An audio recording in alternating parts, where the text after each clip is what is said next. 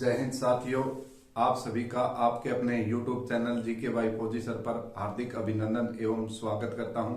जैसा कि आपने पिछली क्लास में सिंधु घाटी की सभ्यता को पढ़ा, आप लोगों का बहुत प्यार और स्नेह है, इसके लिए मैं आपका तहे दिल से धन्यवाद करता हूं। आज हमारी जो क्लास रहेगी वो विषय रहेगा महाभारत। तो आइए पढ़ते हैं महाभारत। महाभारत के यदि हम काल की बात करें तो महाभारत वैदिक काल के अंतर्गत हुआ।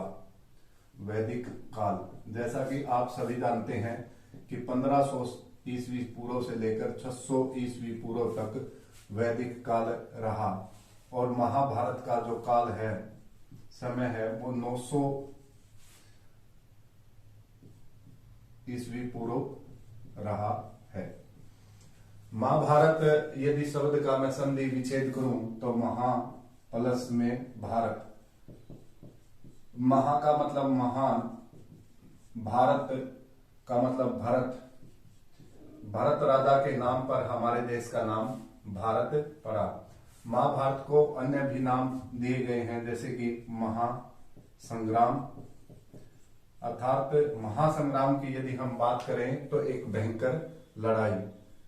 उसके बाद में यदि महाभारत की बात करें, जो एक सटीक जो शब्द है महाभारत के विषय में, वो आता है धर्म युद्ध, अर्थात धर्म के नाम पर लड़ा गया एक युद्ध।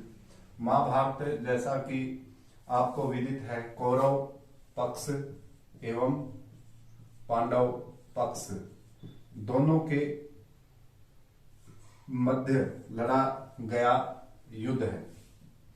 इसी युद्ध से संबंधित हम कुछ जानकारियां जो पेपर में अक्सर बार बार पूछी जाती हैं, उन्हीं के विषय में हम चर्चा करेंगे। तो लीजिए शुरू करते हैं इससे महत्वपूर्ण जानकारी। इसे सबसे बड़ा महाकाव्य माना गया है। सबसे बड़ा विश्व का महाकाव्य माना गया है। इसकी जो रचना है वो महर्षि वेद व्यास जी ने की है और सरस्वती, जो कि एक हमारी प्राचीन नदी थी, जो कि वर्तमान समय में विलुप्त है, सरस्वती नदी के किनारे पर बैठकर इन्होंने महाभारत को लिखा है। और समय की यदि हम बात करें तो महाभारत को लिखने का जो समय है, लिखने का समय लगभग 3 वर्ष रहा है।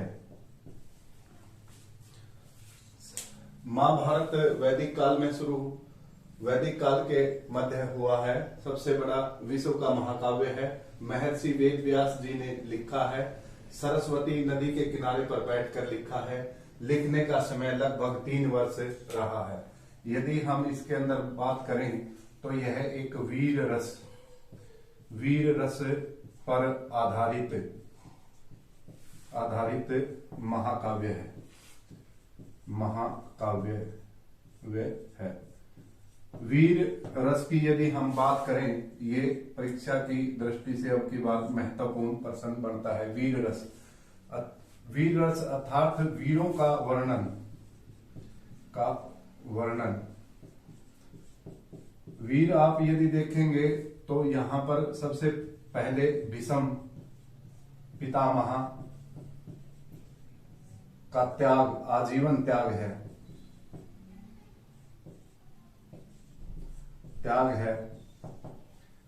कर्ण सबसे बड़ा विश्व का दानी हुआ है। विश्व का महान दानी पुरुष रहा है। यदि अन्य पात्रों की हम बात करें तो श्री कृष्ण जो स्वयं तीनों लोकों के स्वामी थे, अलौकिक थे, दिव्य ज्ञान का उन्हें नेत्र माना गया है, नेत्र माना गया है। अर्थात वह रस जिसमें वीरों के त्याग, बलिदान एवं शौर्य की महान गाथाएं लिखी गई, उसे हम वीर रस कहते हैं, वीर रस कहते हैं। तो अभी हम नेक्स्ट पॉइंट पर चलते हैं।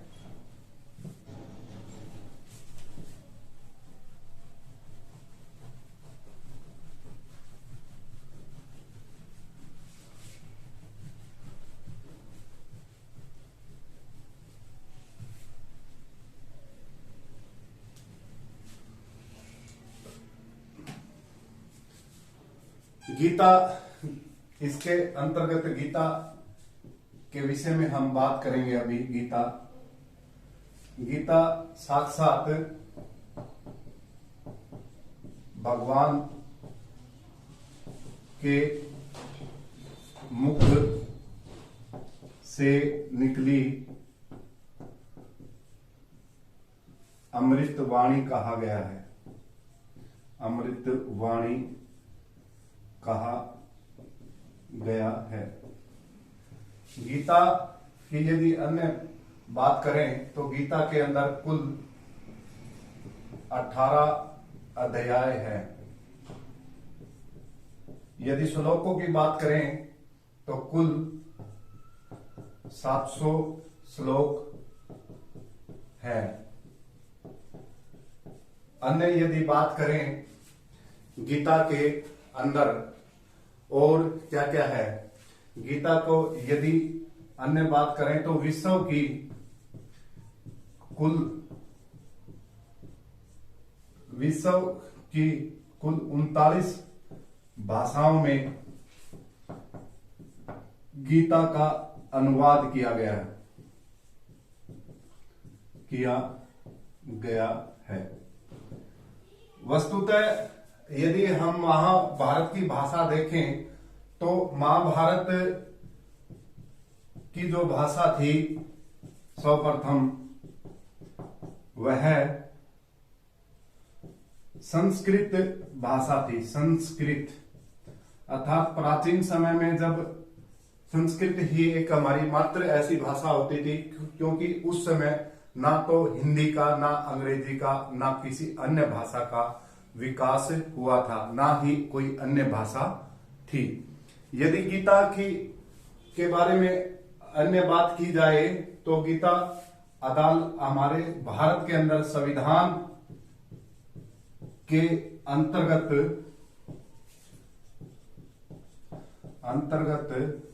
गीता को ईश्वर का साक्षी कहा गया है, अर्थात ईश्वर का साक्षी कहा गया है। इसीलिए तो गीता में जो भी कस्में दी जाती हैं, जो भी कानून बनाए जाते हैं, जो गवाह के रूप में पेश किया जाता है, तो गीता पर हाथ रखकर ही कस्में दी जाती हैं। इसे हमारे भारत में वर्तमान में इसे ईश्वर के समक्ष माना गया है। यहां तक आपको आसानी से समझ में आ गया होगा, आशा करता हूं।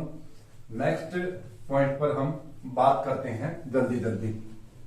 आपका समय कम से कम लिया जाए और अच्छे से अच्छा पढ़ाया जाए, इसी की तैयारी में मैं कार्यरत हूं। नेक्स्ट यदि बात करें तो यहां पर सबसे पहले नेक्स्ट पॉइंट आता है कारण, कि क्या कारण था।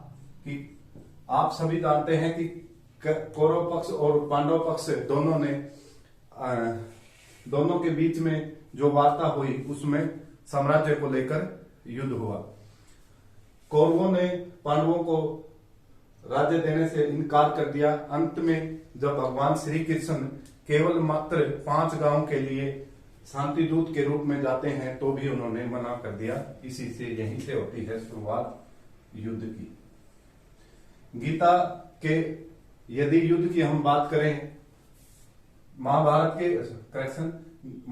के यदि हम युद्ध की बात करें तो कुल दिन 18 दिन युद्ध चला। यदि हम वहां पर सेना की बात करें तो किस प्रकार की सेना थी, मोस्ट इंपोर्टेंट पर्सन, वहां पर अक्षौहिणी सेना, यानी कि अक्षौहिणी का मतलब है 18 कलाओं से युक्त, 18 कलाओं से युक्त सेना महाभारत के अंतर्गत थी। जैसे कि हम बोलते हैं हाथी, घोड़े, पैदल, तलवार, रथवान, भाला, ढाल इत्यादि की यदि मैं बात करूं तो इस प्रकार 18 सर्वगुण संपन्नों से युक्त अक्षौहिणी सेना थी। महाभारत के यदि आगे हम बात करें तो महाभारत के अंतर्गत 1 लाख श्लोक लिखे गए हैं। 1 लाख श्लोक लिखे गए हैं। महाभारत को अन्य नाम जय संहिता के नाम से भी पुकारा जाता है। जय संहिता के अंतर्गत कुल 8800 श्लोक हैं। जय संहिता महाभारत का दूसरा नाम जय संहिता भी है या जय संहिता कहते हैं। और यदि हम बात करें तो गीता का सबसे पहले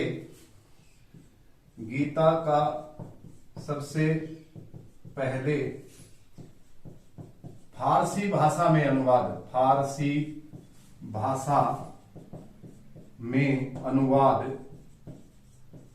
दारा पिको शाह ने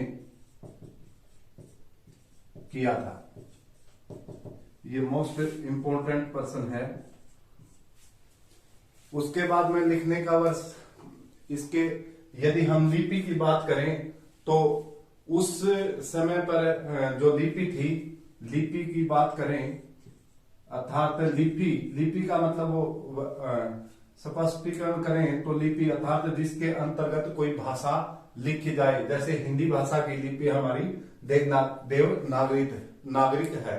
उस समय हमारी जो लिपि थी वो ब्रह्मी एवं पांडु लिपि का प्रचलन था।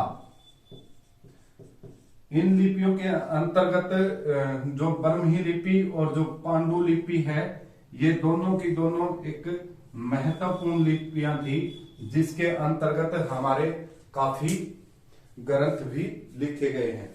यदि हम इसी से संबंधित बात करें तो वैदिक काल के समय पर ही हमारे 4 महान वेद लिखे गए थे। 4 वेद लिखे गए थे। सबसे महाभारत के अंतर्गत यदि हम बात करें वेदों की संख्या की, वेद 4, शास्त्र 6, पुराण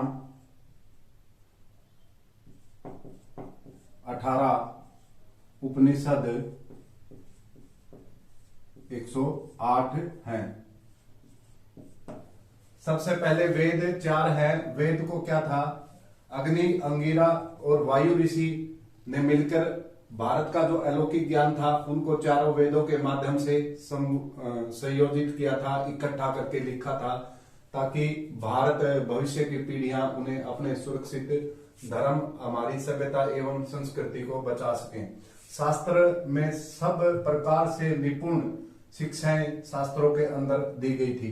पुराण के अंतर्गत शिव, ब्रह्मा, विष्णु, महेश इत्यादि की स्तुतियां करके उनके मंत्रों को सुरक्षित किया गया था, उनको उनको आह्वान पर पृथ्वीलोक पर बुलाया जाता था, ऐसा माना जाता है। उपनिषद, उप प्लस में निषद, दो शब्दों से मिलकर बना है। उप प्लस में निषद। उप का मतलब के पास, निषद मतलब ज्ञान लेना, ज्ञान लेना। अर्थात प्राचीन समय में गुरुकुलों का प्रचलन था और शिष्य ज्ञान लेने के लिए गुरु के पास जाते थे, उसे ही उपनिषद कहा जाता है, अर्थात गुरु के पास में ज्ञान लेना। यदि हम वेदों की बात करें तो सबसे प्राचीन जो वेद है हमारा, पहला वेद है ऋग्वेद है। ऋग्वेद है। ऋग्वेद सबसे प्राचीन वेद है। ये सबसे प्राचीन एवं प्रथम लिखित वेद है। यदि चारों वेदों में से यदि पूछा जाए तो सबसे पहले कौन सा वेद लिखा गया था, तो ऋग्वेद ही लिखा गया था, जिसका कार्यकाल भी आपको 1500 से 1000 ईस्वी के मध्य माना गया है। ऋग्वेद के अंतर्गत और क्या है, ऋग्वेद के अंदर स्तुति के मंत्र, देवताओं की स्तुति के मंत्र लिखे गए हैं। और ऋग्वेद के अंदर मंडल की यदि बात की जाए, मंडल एक तरह का अध्याय से संबंधित ही है मंडल, तो इसके अंतर्गत 10 मंडल हैं। उसके बाद में यदि कुल मंत्रों की बात की जाए, मंत्र, तो 10,600 मंत्र हैं। यदि ऋचाओं की बात की जाए, ऋचाएं में होती हैं जिससे हम देवी देवताओं की स्तुति करते हुए यज्ञ, हवन, तप इत्यादि करते हैं। ऋचाएं वो महान शक्तियां हैं जो कि तपस्वी ऋषि, आपने पुराने समय में देखा होगा, तप करते समय ऋचाओं का समीकरण करके योग करते थे एवं यज्ञ करते थे, तो वो ऋचाएं थी। और ऋचाओं की संख्या इसमें सर्वप्रथम 27 ऋचाएं इसी के अंतर्गत हैं। यदि ऋग्वेद की अन्य बात की जाए तो गायत्री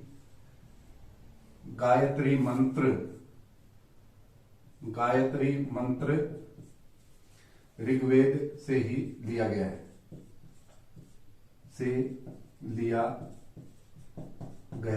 है। ऋग्वेद को देख लेते हैं। इसका समय काल 1500 से लेके 1000 ईस्वी पूर्व सबसे प्राचीन एवं प्रथम लिखित वेद है। स्तुति के मंत्र हैं। मंडल की संख्या 10 है। मंत्र इसके अंतर्गत 10,600 हैं। 27 ऋचाएं हैं। गायत्री मंत्र मोस्ट इंपोर्टेंट पर्सन बनता है ये। गायत्री मंत्र और कुल मंत्रों की संख्या दोनों ही महत्वपूर्ण पर्सन है। गायत्री मंत्र ऋग्वेद से लिया गया है। कई बार परीक्षाओं में आ चुका है, इसलिए इस विषय को भी करवाना निहायत ही जरूरी था, ताकि कोई आपका चैप्टर छूट ना जाए, कोई पर्सन आपके हाथ से निकल ना जाए। नंबर 2 पर यदि हम बात करें तो सामवेद। नंबर 2 पर यदि हम बात करें तो सामवेद। सामवेद को भी इसका यदि कार्यकाल हम माने तो 1000 से लेके 500 ईस्वी के मध्य में लिखा गया था। यह है सामवेद के अंतर्गत क्या है। सामवेद के अंदर संगीत का वर्णन किया है, साथ ही वाद्य यंत्रों का भी वर्णन है। बांसुरी, वीणा इत्यादि का वर्णन है। संगीत के जो 7 सुर हैं, सा, रे, गा, मा, पा, धा, नी, 1 2 3 4 5 6 7 सातों के सातों सामवेद से लिए गए हैं। इसके बाद यदि ऋचाओं की माने, ऋचाओं की यदि संख्या थी तो इसके अंदर सर्वप्रथम 1549 ऋचाएं थी और अभी बाकी 78 ऋचाएं ही शेष हैं। 78 ऋचाएं शेष हैं।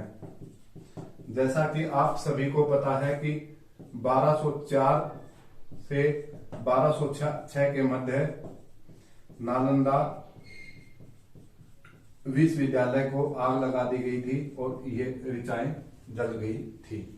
तो अभी सामवेद के बारे में यदि मैं बात करूं तो 1000 से लेकर 500 ईस्वी के मध्य संगीत का वर्णन किया गया है एवं वाद्य यंत्रों का वर्णन किया गया है। सा रे गा मा पा धा नी सातों सुर संगीत के एक एक सुर के ऊपर यदि आप बात करोगे तो बहुत लंबा विश्लेषण है। सा रे गा अलग अलग एक एक अक्षर के ऊपर इसका सामवेद के अंदर वर्णन किया गया है। ऋचाओं की यदि बात करें तो 1549, वर्तमान में 28 ऋचाएं शेष बाकी है।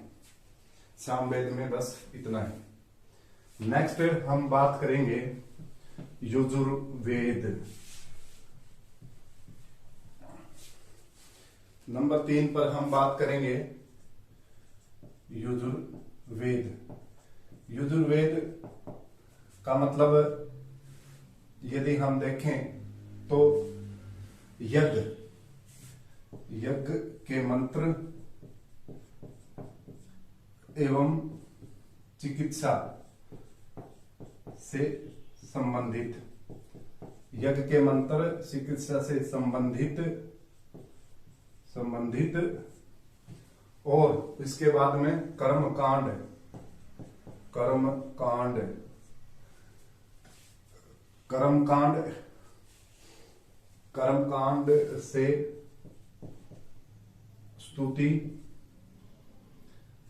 से स्तुति, यजुर्वेद की यदि हम बात करें तो यज्ञ के मंत्र चिकित्सा से संबंधित है और उसके बाद में कर्मकांड के अंतर्गत जो योगी, सन्यासी एवं ब्रह्मचारी,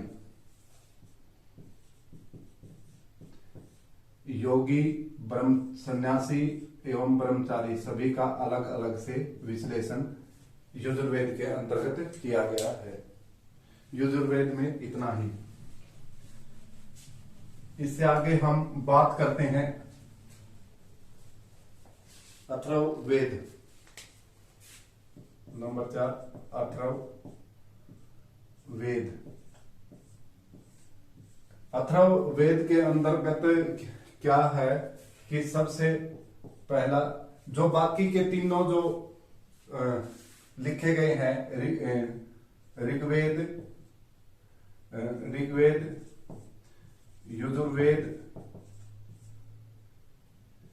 यजुर्वेद, सामवेद, तीनों के तीनों पद भाग में लिखे गए हैं, पद्यांशों में लिखित हैं। लेकिन अथर्ववेद की यदि हम बात करें तो ये पद एवं गद्य दोनों में लिखित है। और यदि अथर्ववेद की हम बात करें तो जादू, टोना, इसी के अंतर्गत कर देते हैं तंत्र मंत्र विद्याओं का विद्याएं, तंत्र मंत्र विद्या। ऋग्वेद, यजुर्वेद, सामवेद तीनों को पदांशों में लिखा गया है। अथर्ववेद पद एवं गद्य दोनों भागों में लिखित है। और यदि हम बात करें तो इसके अंतर्गत जादू, टोना, तंत्र मंत्र इत्यादि ये लिखे गए हैं। तो वेदों के अंतर्गत बस इतना ही पूछा जाता है और इसलिए करवाया गया है ताकि कोई आपका महत्वपूर्ण प्रश्न यहां से निकल ना जाए। वेदों के बाद में यदि हम थोड़ी सी और डिस्कशन करें तो महाभारत का जो के समय में दिल्ली को इंद्रप्रस्थ कहा जाता था। दिल्ली को इंद्रप्रस्थ कहा जाता था और यह कौरवों की राजधानी थी। कौरवों की राजधानी। पांडवों की यदि राजधानी की बात करें, पांडवों की राजधानी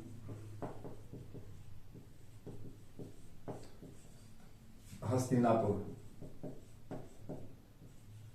हस्तिनापुर वर्तमान समय में मेरठ उत्तर प्रदेश के पास में है। इंद्रप्रस्थ का जो वास्तुकार एवं दिल्ली का जो वास्तुकार है वो विश्वकर्मा जी थे। विश्वकर्मा इसके दिल्ली के इंद्रप्रस्थ के निर्माता थे। एवं महाभारत के विषय में सबसे एक महत्वपूर्ण प्रश्न, महाभारत के जो अवशेष हैं मध्य प्रदेश के अंदर, मध्य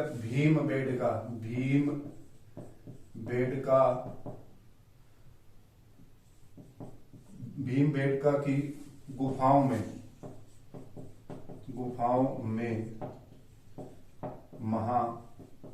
महाभारत के अवशेष मिले हैं। और भीमबेटका है मध्य प्रदेश के अंदर भीमबेटका में महाभारत के अवशेष है। महाभारत के समय यदि कुछ नगरों की बात करें तो कुरुक्षेत्र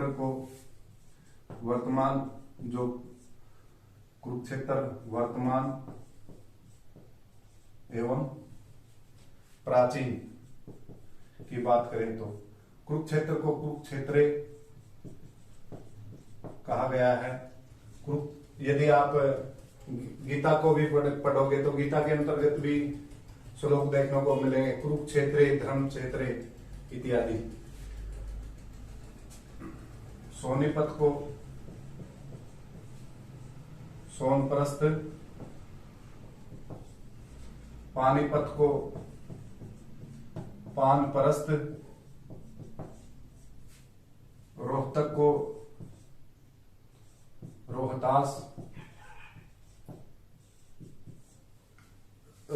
को रोहतास एवं पांडुपिंडारा को जयंत नगरी, पांडुपिंडारा को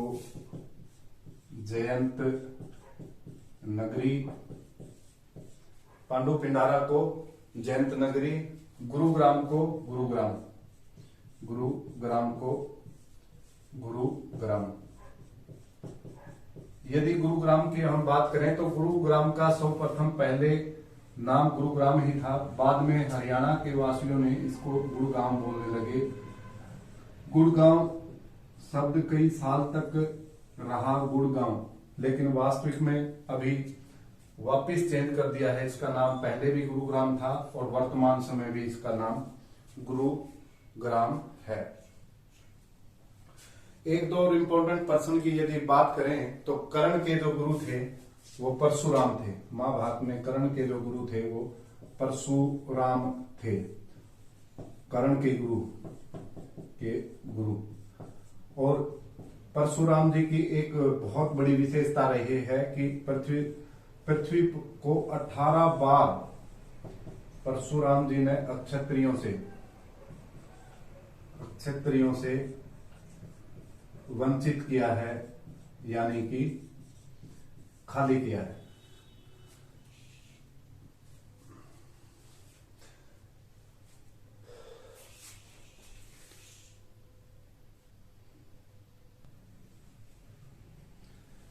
महाभारत के अंदर यदि हम बात करें तो महाभारत का युद्ध 18 दिन हुआ था और 18 पर्व अलग हैं।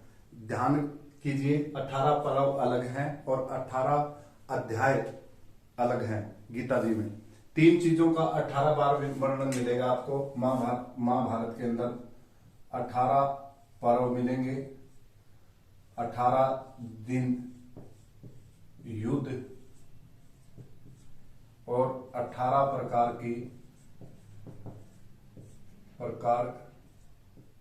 की अक्षौहिणी सेना, अक्षौहिणी सेना। यदि तीनों की हम बात करें तो महाभारत के अंदर 18 पर्व, 18 दिन एवं 18 प्रकार की अक्षौहिणी सेना थी। तो तीनों प्रश्न आपके आराम से समझ में आ गए होंगे। अब हम बात करेंगे जल्दी जल्दी, क्योंकि नहीं तो वीडियो बहुत लंबी हो जाएगी। नंबर 1, 18 जो पर्व थे आदि पर्व। नंबर 2 के ऊपर बात करेंगे हम सभा पर्व। नंबर 3 के ऊपर हम बात करेंगे वन पर्व। नंबर 4 के ऊपर विराट पर्व। नंबर 5 के ऊपर बात करेंगे उद्योग पर्व। नंबर 6 के ऊपर हम बात करेंगे भीषम पर्व। नंबर 7 के ऊपर हम बात करेंगे द्रोण पर्व। नंबर 8 के ऊपर हम बात करेंगे कर्ण पर्व। नंबर 9 के ऊपर हम बात करेंगे शल्य पर्व। नंबर 10 पर हम बात करेंगे सौप्तिहिका पर्व। नंबर 11 पर हम बात करेंगे स्त्री संताप पर्व। नंबर 12 पर हम बात करेंगे शांति पर्व। नंबर 13 पर हम बात करेंगे अनुशासन पर्व। नंबर 14 पर हम बात करेंगे अश्वमेध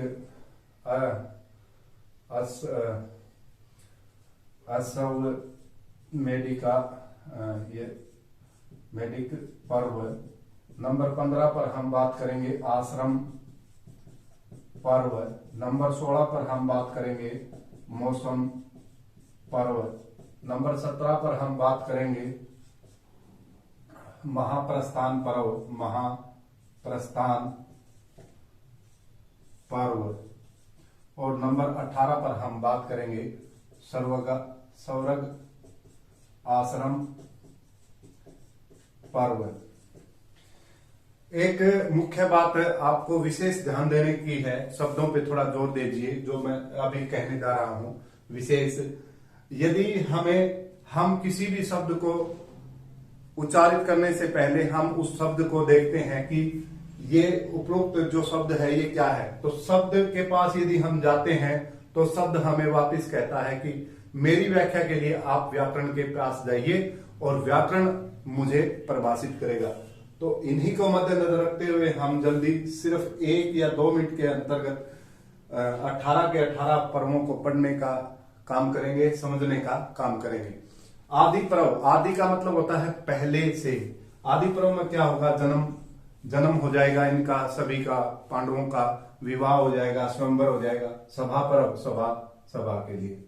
तो इसी प्रकार से अन्य पर्व आते रहते हैं। इसमें जो 7वां जो पर्व है ये मोस्ट इंपॉर्टेंट पर्व इसी में 7वां ही है, क्योंकि इसी के दिन 13वें, महाभारत के 13वें दिन अमीन गांव कुरुक्षेत्र के समीप